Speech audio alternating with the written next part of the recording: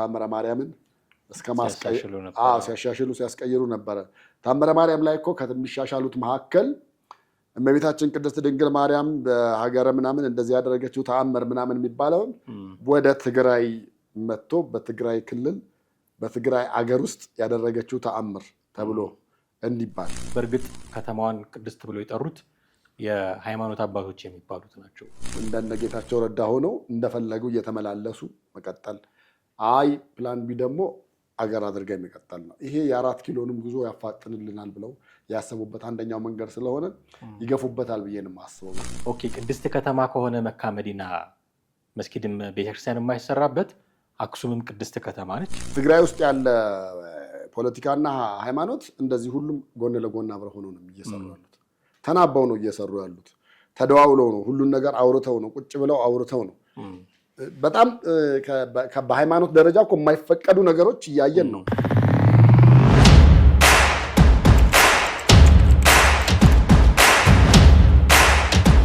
ሰላም እንዴት አላችሁ? ውድ ቤተሰቦቻችን ዘኢትዮጵያን እየተከታተላችሁ ትገኛላችሁ። ቴዎድሮስ ካሳና ማደገፋ ከእናንተ ጋር ቆይታ እናደርጋለን። በዛሬው ጉዳያችን ላይ ዶክተር ደብረጽዮን ገብረ ሚካኤል ከሰሞኑ ፕሬዚዳንት እየተባሉ የሚገለጹበት አገላለጽ የክልልነት ነው ወይስ የሀገርነት የሚሉ ጥያቄዎች መነሳት ጀምረዋል። ይህንን ጉዳይ እያነሳን ቆይታ እናደርጋለን።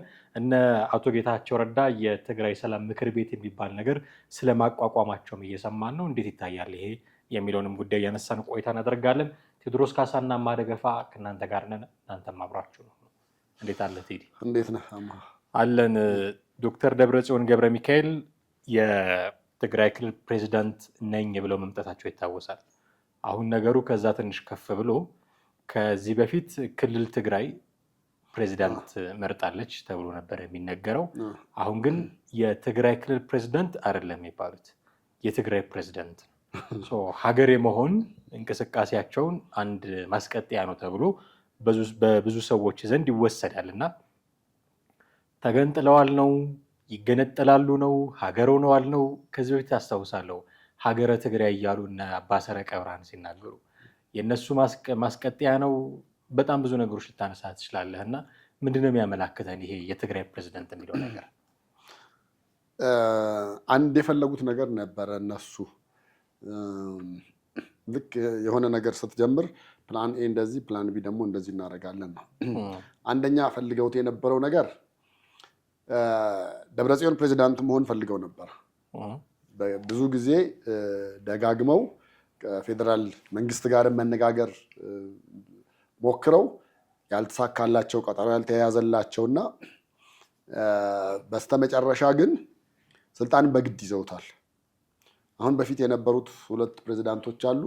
እነሱን አንቀበልም ብለው ነው እንግዲህ አሁን እኛ የሆኑትና የመጀመሪያው ፕላን እና እሳቤ ፌዴራል መንግስት እንዲያናገራቸው ካናገራቸው ክልል ሆነው እንደሚቀጥሉ የኢትዮጵያ አካል ሆነው እንደሚቀጥሉ አይ እሱ አልተሳካም ከተባለ ደግሞ አሁን አንተ ያነሳው ነገር እንዲሆን ማለት ነው።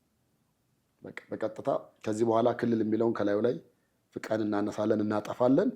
ከዛ በኋላ ትግራይ እንደ ሀገር ሆና ትቀጥላለች። ከዚህ በፊት በፕሮፓጋንዳ ደረጃ በተለያየ መንገድም ያደረጉት ነገር ነበር። ለምሳሌ የገንዘብ መገበያያ ገንዘብ ላይ የሚነሳውን ነገር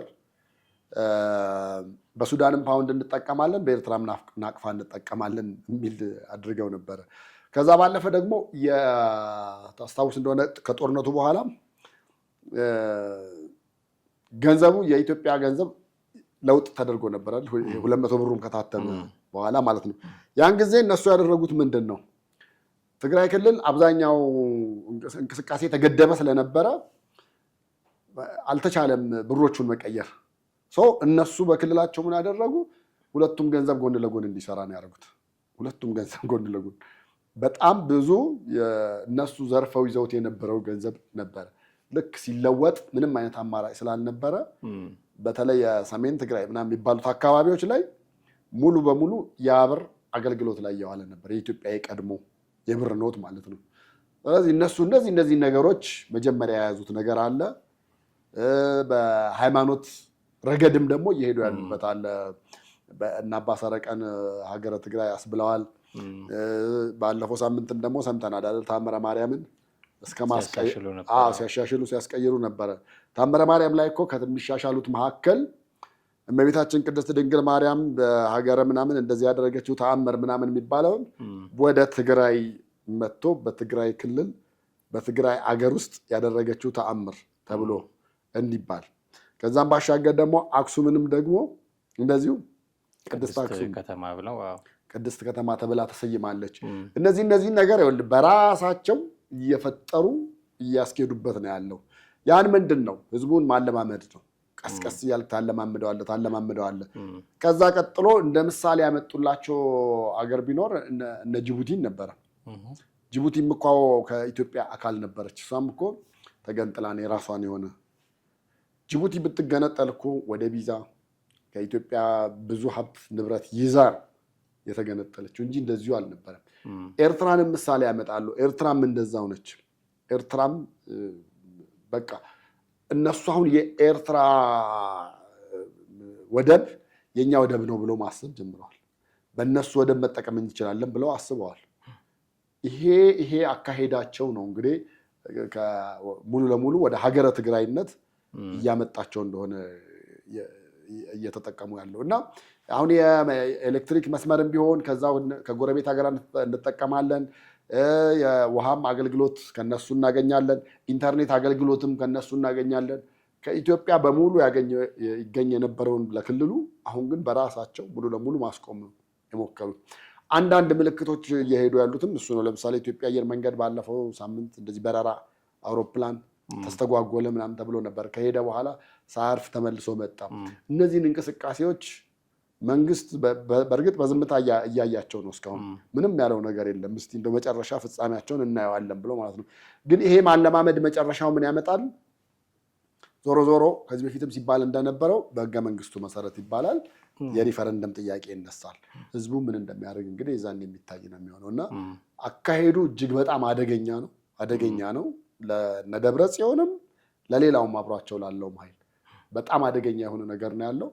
ግን አካሄዳቸው ሙሉ ለሙሉ ፕላን ኤ ከቻሉ እንደነ ጌታቸው ረዳ ሆነው እንደፈለጉ እየተመላለሱ መቀጠል፣ አይ ፕላን ቢ ደግሞ አገር አድርጋ የሚቀጠል ነው። ይሄ የ4 ኪሎንም ጉዞ ያፋጥንልናል ብለው ያሰቡበት አንደኛው መንገድ ስለሆነ ይገፉበታል ብዬ ነው የማስበው በዚህ ነገር።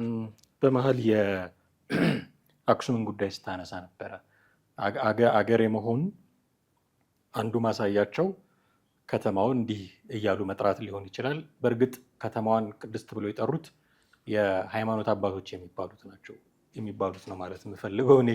ትክክለኛውን ስራ ተጠቅመው ሄደው ነው ወይ አባት የተባሉት? ውግዘቱ የለም ወይም ብዙ ነገሮች ስላሉ እነዚህ ሰዎች ብቻ ከተማዋን ቅድስት የሚል ስያሜ እንደሰጧት ነው የሚናገሩት። እነዚህ ሰዎች ደግሞ ከፖለቲካል አመራሩ ጋር ያላቸው ትስስር ይታወቃል። ታስታውሳለህ? አንድ ጊዜ ደብረ ጽዮን ሀገረ ትግራይ እያሉ ቀኔ ምንድነው መዝሙር ሲዘምሩላቸው እንደነበረ ማለት ነው። የእንዲህ አይነት ግንኙነት አላቸው እና ደግሞ አባ ሰረቀም በተደጋጋሚ ወጥተው ሲናገሩ ስታያቸው ከስብከት ይልቅ ፖለቲካ የተጫነው ንግግር ነው የሚያደርጉት። ፖለቲካሊ ፍላጎት ያለው የሆነ ዓላማ ያላቸው ሰዎች ናቸው ከተማዋን ቅድስት ከተማ ብለው የጠሩት። ከዚህ ጀርባ አንድ ጥያቄ የሚነሳል። መስጊድ ይሰራ አክሱም ውስጥ የሚል ታስታውሳለህ? መስጊድ ይሰራ አክሱም ውስጥ የሚል ጥያቄ ሲነሳ አይ መሰራት የለበትም የሚሉ ወገኖች የሚያነሱት አንዱ መከራከሪያ መካ መዲና ላይ ቤተክርስቲያን እንዲሰራ ትፈቅዳላችሁ ወይ የሚል ነው።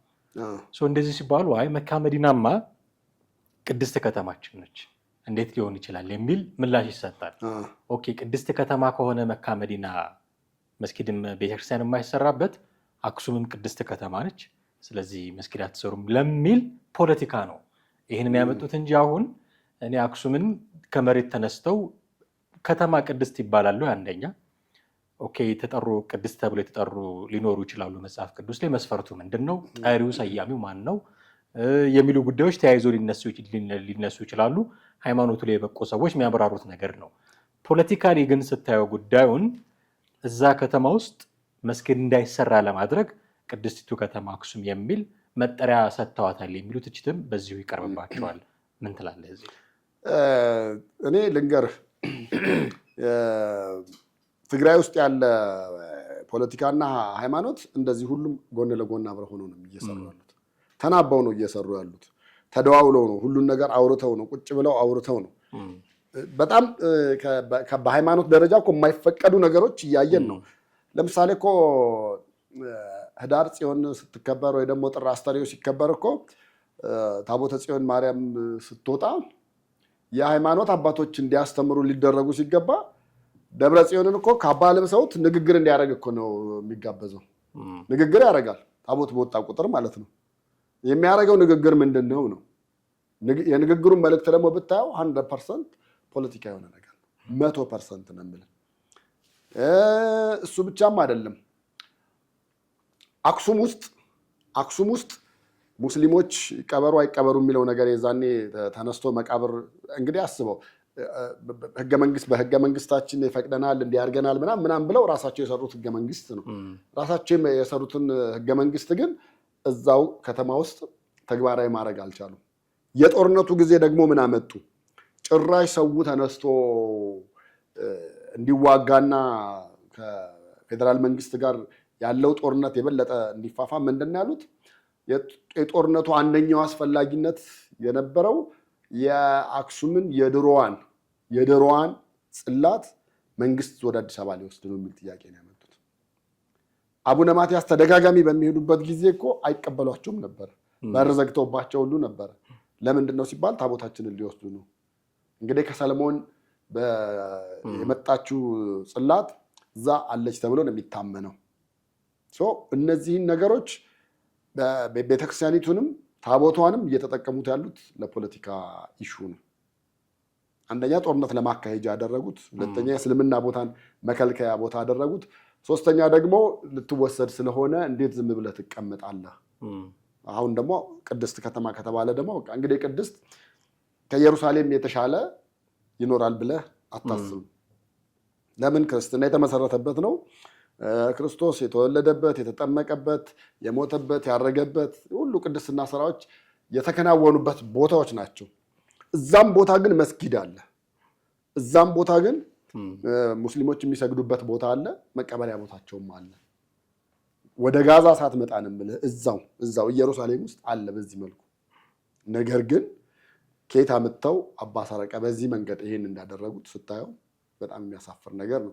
ፓትሪያርክ የመሆን ፍላጎት የነበራቸው ሰው ነበሩ። ትግራይ ክልል ሀገር ካልሆነች ፓትሪያርክ የመሆን እድል የላቸውም። የመሆን እድል አንደኛ የላቸውም። ሁለተኛም በአቡነ ጳውሎስ ዘመንም ጳጳስ ለመሆን በጣም ብዙ መከራ አይተው ነበረ። በጣም ብዙ ጥሩ የስልጣን ተዋረድ ደረጃ ደርሰው ነበረ። ግን ለጵጵስና አልተመረጡም። ሳይመረጡ እስከ አቡነ ቀሲስነት ደርሰዋል። ከዛ በኋላ ኮታ የሚባለውን ነገር እንደውም ያመጡት በአንድ በኩልም እሳቸው ነበሩ። ትግራይ ምንም ኮታ ከትግራይ የመጡ መነኮሳት ኮታ አልተሰጣቸውም ለጵጵስና ተብሎ ተባለ። አስታውሳለሁ በአንድ ወቅት 16 የሚሆኑ ሊቃነ ጳጳሳት ተሾመው ነበር በአቡነ ጳውሎስ ዘመነ መንግስት። በእሳቸው የአስተዳደር ዘመን ቤተክርስቲያኒቱ እሳቸውን ፓትሪያርክ አድርጋ ተቀብላ በነበረችበት ዘመን በኮታ የትግራይ የለም ተብሎ እሳቸው ከዛ መጨረሻ አልሳካ ሲል አቡነ ጳውሎስ ላይ የዶክትሬት ጥናቴን የሰራሁበት ነው ብለው የሆነ ጽሁፍ አወጡ። እንደውም ጽሁፉ በወቅቱ በጣም መነጋገሪያ ሆኖ እኛም ሚዲያ ላይ አወጥተነው ነበረ። ምን ቅድስት ድንግል ማርያም ጥንተ አብሶ አለባት የለባት? ጥንተ አብሶ አለባት። ቤተክርስቲያኒቱ የማትቀበለውን ነገር ነው እሳቸው በጥናታቸው አነሱ የተባለው። አቡነ ጳውሎስ የዶክትሬት እንትናቸውን ጽሁፍ የጥናት ጽሁፋቸውን ያቀረቡት ድንግል ማርያም ጥንተ አብሶ አለባት ብለው ነው። እኒህን ፓትሪያርክ አድርጋችሁ ነው የተቀበላችሁት አውርዷቸው ብለው ነበር እሳቸው ተነስቶ የነበረው። ከዛ በኋላ የእሳቸው አቡነ ቀሲስ ሆነው ከነበረበትም አውርዷቸው ነበረ። እንደዛም ሆኖ የአዲስ አበባ ሀገረ ስብከትም ስራ አስኪያጅ ሆነዋል። ብዙ ቦታ ሞክረዋል፣ አልሳካላቸው ሲል ነው አሁን እንግዲህ መጨረሻ። በነገራችን ላይ አሜሪካን ሀገርም እንትን ያመጡት እሳቸው ናቸው ታውቃለህ። በግዕዝና በአማርኛ አይደለም መቀደስ ያለበት በግዕዝና በትግርኛ ነው የሚል ነገርም አመጡ። ከዛ ቀጠሉና አይ ህዝቡ በለመደውና በተመቸው ይቀደስ እንጂ ለምን እርሶ በፈለጉት ተብሎ ሲባል አንደኛውን እሳቸው የሚያስተዳድሩትን ቤተክርስቲያን ገንጥለው በትግርኛ ቅዳሴ እንዲቀደስ ማድረግ ደረጃ ደረሱ። በትግርኛ ቅዳሴ እንዲቀደስ ብቻ አይደለም ያደረጉት። ከዛ በኋላ ምን እንደተፈጠረ ታውቃለህ? እዛ አሜሪካ እሳቸው ያስተዳድሩበት በነበረው ቦታ ላይ የዓመቱ ሚካኤል ተነስተህ ልትሄድ ስትል ጠዋት ቤተክርስቲያን የአማራው ሚካኤል ነው የምትሄደው፣ የትግራይ ሚካኤል ነው የምትሄደው። እንደዛ እስከመባል ደረጃ ደርሶ ነበር። እንግዲህ በትግራይ ውስጥ ደግሞ በጣም የበለጠ አቡነ አረጋይ ናቸው የገነኑት አይደለም። ጭራሽ አቡነ አረጋይ ታቦት እዛ መጥቶ መመስረት አለበት፣ ቤተክርስቲያን መሰራት አለበት ሲባል እንደዛማ ከሆነ እኮ የአማራው ይጠይቃል ሲባል አማራው አቡነ አረጋይ ምን ያደርግለታል? ትግራዩ ነው አቡነ አረጋይ የሚወደው። አቡነ አረጋይ አውሮፓዊ ናቸው። እነሱ ጠቅልለው ከእምነቱ ከሚፈቅደው ውጭ ሆኖ ጉዳዩን በብሔር በእንትን እያደረጉ ያ እነዛን ነገሮች አምጥተው አሁን ምን አደረጉ? ፖለቲካው ላይ ጫኑት። ፖለቲካው ላይ አምጥተው ጭነው የትግራይ ፖለቲካ ውስጥ ጭነውት ከደብረ ጽዮን ጋር ብለው ተመሳጥረው አሁን እነዚህን የሀገረ ትግራይን አሁን እኮ እንደውም በጣም ምልክት እያየን ያለ ነው። ምንድን ነው ብዙዎቻችን ልብ እያልን አይደለም፣ መንግስትም ልብ እያለ አይደለም እንጂ መጀመሪያ ቤተ ክህነቱ የሆነ ነገር ያስቀምጣል። የትግራይ ቤተ ክህነት የሆነ ነገር ያደርጋል። ከዛ መንግስት የትግራይ መንግስት ደግሞ ተከትሎ የሆነ ነገር ያደርጋል። ግን ብዙዎቻችን እያስተዋል ነው አይደለም። ወደኋላ ግን ዞር ብለን ብናስተውለውና ብናየው እያንዳንዷ ነገር መጀመሪያ የትግራይ ቤተ ክህነት ያደረገውን ነው የትግራይ የሚያደርጉት መጀመሪያ በእነሱ በኩል የሚያለማመድ በቃ በእነሱ በኩል። ምክንያቱም ሰው እንደ እምነቱ እንደ ሃይማኖት አድርገህ ነው የምትቀበለው። የሆነ ነገር ሲመጣ የሃይማኖት አባት ተናገሩ ተብሎ እኮ በቃ መንገድ ላይ እኮ ዝም ብላቸው አታልፍም። ካልተባረክ ካልተሳለም አቡነ ቀሽ በዛ ልክ ነው እነሱ ይረሱታል። አየህ እኔ ዲደብሊውን ቢቢሲውን እርግጠኛ አይደለሁኝም የጦርነቱ ጊዜ የሰራው ዶክመንተሪ እጅግ የሚዘገንን የነበረው ምንድን ነበረ? አክሱም ቤተክርስቲያን ሰው የሚበላው አጥቶ የሚጠጣውም አጥቷል እና ቅዳሴ ጠበል ስትቀዳላ እየታደለ ነው እና ያንን ጸበሉን በደንብ አድርግልኝ፣ ለምን ቀን ስለማልበላ ሳልራብ እንድውል ቀኑን ሙሉ ሳልራብ እንድውል እንዳይረበኝ እንዳይጠማኝ ጸበሉን በደንብ ቅዳልኝ ብሎ ይሉ ነበር። እና እዛ ውስጥ ያስተናበሩ የነበሩትን ሰው ነው ኢንተርቪው ያደረገው። የተወሰኑ ምዕመናንንም አድርጓል። ሲናገሩ እያለቀሱ ነበረ ነው የምልህ። አሁን ድረስ አስባቸዋለሁ። እንደዛ ነው አየህ፣ ያንን ነገር ነው የመድገም እንቅስቃሴ ነው የምታየው። እና እነሱ በዚህ በኩል ያስለምዳሉ፣ ከዛ በኋላ ፖለቲካው ጋር ይጫናል ማለት ነው። ይሄ ምንድነው ልክ ያኔ በፊት ሮም ውስጥ በግሪክ ውስጥ ምናምን አይነት ነገር ይሄ ኦልዲስ የሆነው የቸርች ማኔጅመንት እንደዛ አይነት ነገር ነበረ። በእርግጥ ኢትዮጵያ ውስጥም እስከ አፄ ኃይለሥላሴ አይነት ነገሮች ነበሩ። መንግስትና ሃይማኖት አንድ ላይ ሆነው የሚያደርጉትን። ግን የነዚህኛው የተለየው ምንድን ነው? እነሱ ህዝቡን በቤተክርስቲያን በምንም ያለማምዱታል። በቤተክርስቲያን ያስለመዱትን እነ ደብረጽዮን በተግባር ወጥተው ይናገሩታል። ልዩነቱ ደብረጽዮን ፖለቲከኛ መሆናቸውና እኛ ሃይማኖት አባት መሆናቸው ነው እንጂ መልእክቱ አንድ አይነት ነው። ምንም ልዩነት የለም። ላስተዋለው በእርጋታ መንፈስ ስታስበው ነገሩ እንደዛ ነው ነው የምልህ። ይህን ነገር ለማስረጽ ደግሞ እየሰሩ ያሉት ሚዲያ ላይ ነው። እንዲህ እያደረግን በሚል በግልጽ መንገድ ሳይሆን ዜናዎቻቸውን ሲሰሩ ያየናቸው ዜናዎች አሉና ደብረጽዮን ገብረ ሚካኤል የትግራይ ፕሬዝዳንት የሆኑት ደብረጽዮን ገብረ ሚካኤል እንዲህ አሉ። የትግራይ ፕሬዝዳንት የሆኑት ደብረጽዮን ገብረ ሚካኤል መልእክት ለክል ያስተላለፉ ሙሉ ለሙሉ ከዚህ በፊት ክልል ትግራይ ፕሬዝዳንት ደብረጽዮን ገብረ ሚካኤል ነበር የሚሉት፣ አሁን ግን የትግራይ ፕሬዝዳንት ነው የሚሉት እና ሚዲያ ላይ መስራት እንዳለባቸው የገባቸው ይመስለኛል። እና ደግሞ በግልጽ አይደለም ደብረጽዮን ገብረ ሚካኤል ትግራይ የምትባል ሀገር መሪ ናቸው አይደለም የሚሉት፣ ግን እንደው ሳታውቀው እንድትለማመደው የሆነ ነገር ኮንሽየስ ሳትሆን ሳይገባህ ግን እንድትለምደው ነው የሚያደርጉት። እና ትግራይ ፕሬዚዳንት ሲሉ እየተጫኑ ውሸትም ሲደጋገሙነት ይሆናል እንደሚባለው በጣም እየጫኑብህ የጭንቅላት ውስጥ ያለውን ፕሮግራም መቆጣጠር አይነት ነው በሚዲያ እያደረጉ ያሉት እና እንዲህ አይነት ትርክቶችን እየፈጠሩ ነው። እነ ጌታቸው ረዳ ግን ይሄ ነገር እንዲሆን እድል መስጠት የተፈለጉ አይመስሉም። የትግራይ ሰላም ምክር ቤት የሚባል ነገር አቋቁመዋል። እዚህ ውስጥ ጌታቸው ረዳ፣ ጻድቃን ገብረትንሳኤ፣ ምናልባት መረጃው ትክክል ከሆነ ሳሞራ የኑስን ጨምሮ አሉበት ነው የሚባለው። አንድ ይሄ ክንፍ ደግሞ የወታደራዊ ክንፍ አለው። ቲፒኤፍ የሚባለው የትግራይ ሰላም ሰራዊት ይሄ ነፃ መሬት ሀራ መሬት የሚሏቸው አፋር አካባቢ ያሉትን እነሱን ተገን በማድረግ ነው የተመሰረተው ይባላል። እና ዋና ዓላማው የትግራይ ክልልን አሁን ያለውን የሚመራውን ህወሓትን አስወግዶ እነሱ መቆጣጠር ነው ይህንን ስልጣን ቦታ የሚል ዓላማ እንዳላቸው ነው የሚነገረው። ሪሊ ይሳካላቸዋል? ጌታቸው ረዳ በዚህ አይነት መንገድ ሊረዝምባቸው ይችላል፣ ግን ይሳካል። ሊረዝም ይችላል፣ ይሳካል። ሊረዝም የሚችልበት አንደኛው ምክንያቱ ምን መሰለህ? አሁን በፊት ደብረጽዮን ከመምጣቱ በፊት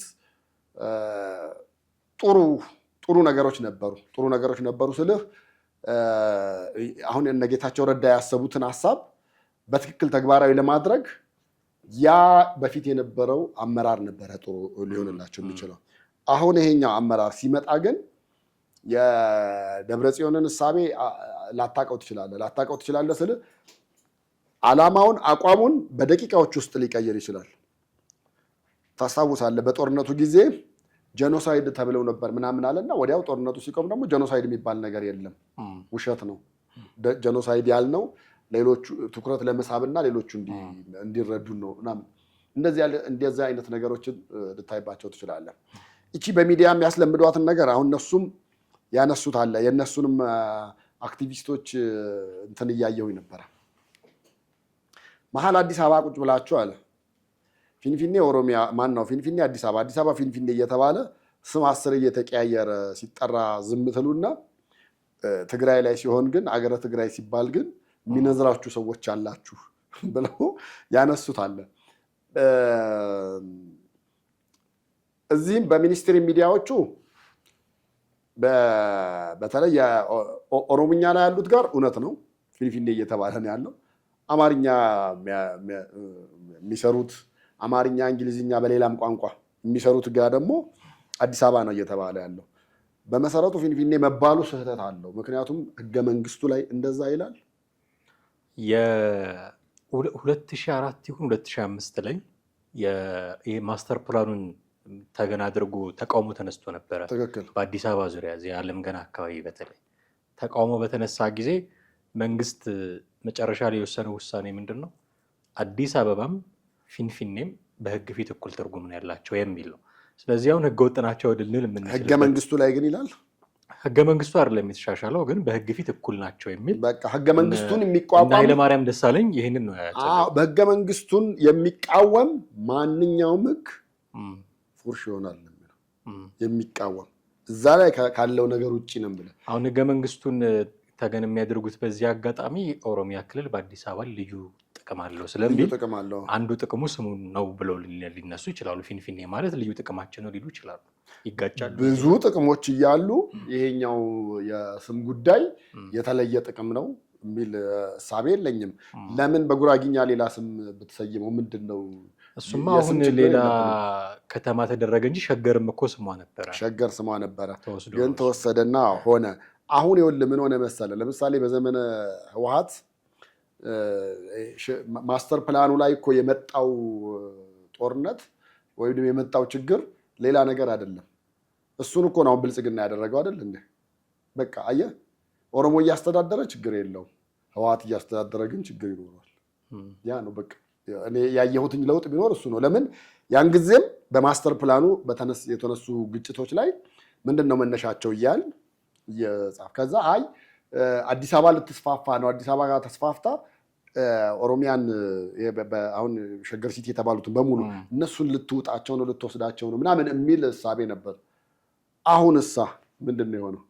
አሁን ብልጽግና ከያዘው በኋላ ከፈለገ በአዲስ አበባ ስራ ያደርጋቸዋል፣ ካልፈለገ ከአዲስ አበባ ውጭ ያደርጋቸዋል። ምንም ተቃውሞ ግን የለም። ኮሽ የሚል ነገር አታይም፣ አትሰማም። እንደውም እውነት ለመናገር አሁን ሸገር ሲቲ ዙሪያ ያሉት ብዙዎቹ የማኔጅመንት ችግር አለ ብለው በአስተዳደሩ ላይ ጥያቄዎች ስላሏቸው አላስፈላጊ ክፍያ እየከፈልን ነው ምናምን የሚሉ ሌሎች ቅሬታዎች ስላሉ በአዲስ አበባ ስር መጠራትን ይፈልጋሉ።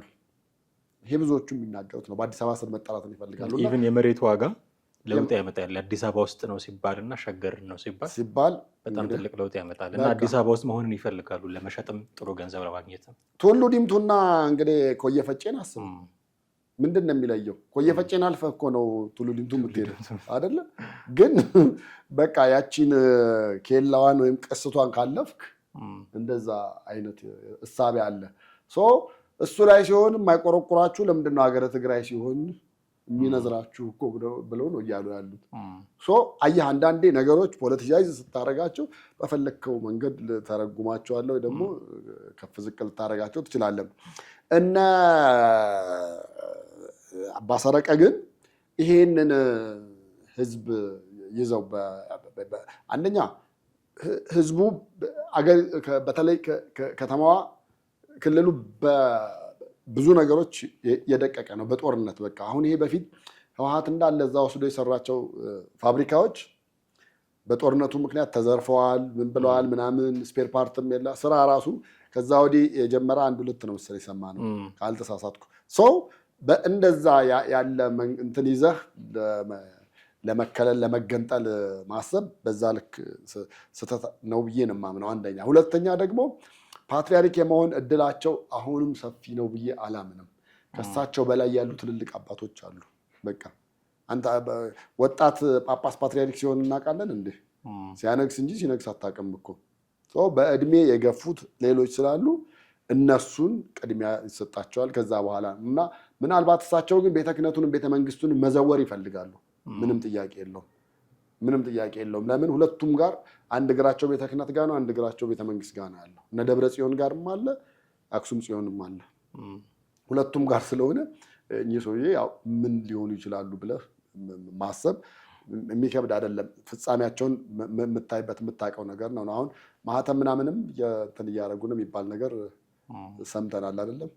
ራሱ የትግራይ ክልል ምናምን የሚል ማህተሙንም አንሱ ደብዳቤውም ሄደሩ ላይ ትግራይ ክልል የሚባል ነገር እያስወገዱ ነው። በቃ ራሳቸው የፈጠሩትን ነገር መልሰው ራሳቸው እያስወገዱ ነው። እና ይህ ነገር ፌዴራል መንግስት እንዲህ ቁጭ ብሎ እያየ ነው። ግን እንደዚህ ቁጭ ብሎ ማየቱ የሚያመጣው መጥፎ ነገርም አለ። ቁጭ ብሎ እያየ ነው ወይስ ኳሱን እነሱ ጋር እያስቀረው ነው? ለምንድን ነው እንደዚህ የምልህ? ኦፍኮርስ የወሰደው እርምጃ የለም ግን ቅድም እንዳነሳሁት የእነ ጌታቸው ረዳ ደግሞ እንቅስቃሴ አለ። ስለዚህ አሁን ኢቨን ጦርነት እንኳን ቢጀመር በህወሓትና በፌዴራል መንግስት መካከል ላይሆን ይችላል።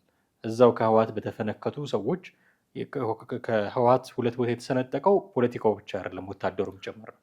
ስለዚህ እርስ በርስ የሚደረግ ውጊያ ሊሆን ይችላል እንጂ ፌዴራል መንግስቱ ያን ያህል ኢንቮልቭ ላያደርግ ይችላል። ምናልባት የነ ደብረ ጽዮኑ ህወሓት ካየለና እንደው እነ ጌታቸው ነው ኦቨርካም የሚያደርጋቸው ከሆነ ያን እጁን ሊያስገባ ይችላል። አንደኛ። ሁለተኛ እግረኛ ጦር ኢቭን የመላክ እቅድ እንደሌለው ነው የሚሰማው ስላለ ቲፒኤፍ የሚባለው ስላለ እግረኛ ጦር እሱ ስላለ በአየር ብዙ ነገሮችን በአየር የመጨረስ እቅድ እንዳለው ነው ብዙ ሰዎች መረጃ የሚያሾልኩት እና ዝም ብሎ ተቀምጠዋል ሳይሆን ልክ